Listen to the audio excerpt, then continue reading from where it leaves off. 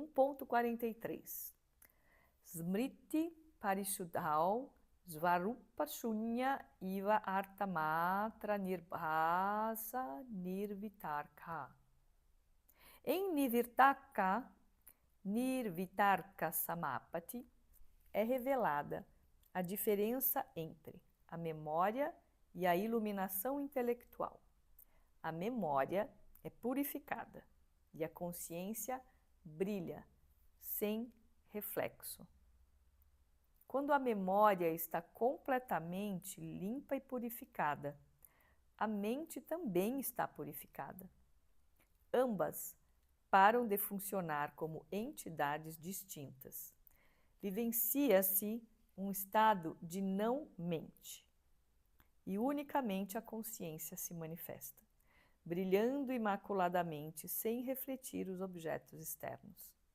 A isto se chama Nirvitarka Samapati.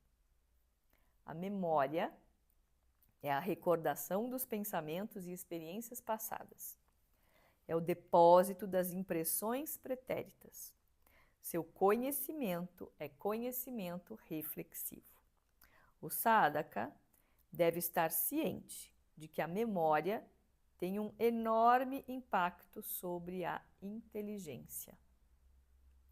Mediante perseverança na prática do yoga e persistente autodisciplina, novas experiências emergem.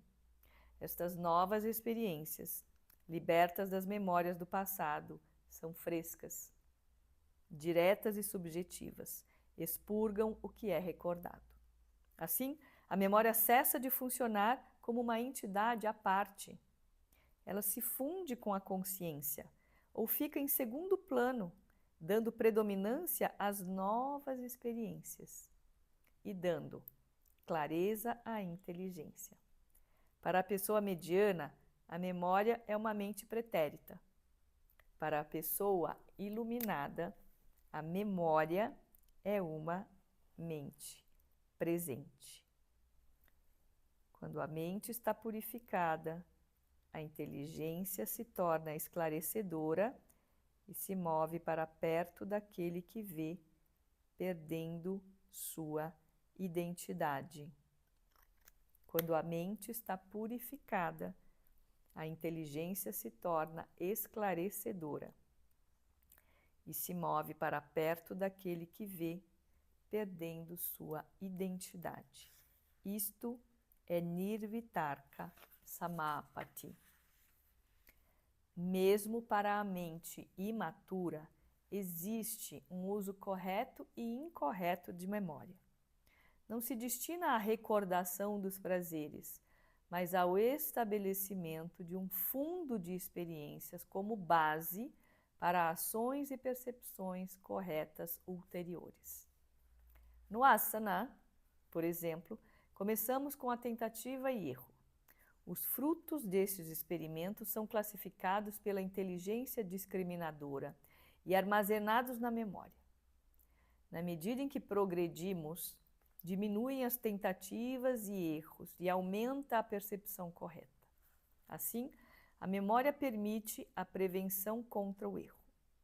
No apoio sobre a cabeça, por exemplo, uma coisa que geralmente dá errado é que a parte superior do braço se encurta. A memória nos adverte: esteja atento antes que isso aconteça.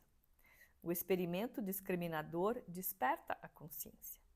A percepção consciente, junto com a discriminação e a memória, quebra maus hábitos, os quais são ações repetidas baseadas em percepções incorretas, e os substitui por seus opostos. Neste processo, o cérebro deve ser criativo e não mecânico. O cérebro mecânico questiona apenas os fenômenos externos, angariando conhecimento objetivo.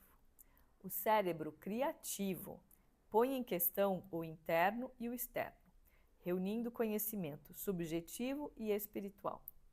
No asana, a compreensão inicia com a camada interna da pele. No pranayama, com a membrana interna do nariz. Estes são os pontos de partida da busca espiritual, no asana e no pranayama. Deste modo, se constrói um caráter virtuoso quando a percepção consciente está conectada à inteligência, surge a honestidade. Quando o cérebro e o corpo se movem harmoniosamente, a integridade. Em todo este longo processo de tapas, a memória dá suporte ao processo de construção. Quando a memória funciona perfeitamente, unifica-se a inteligência. Neste ponto, a memória, que originalmente havia cavado tantos buracos para nós, converte-se em nosso verdadeiro guru.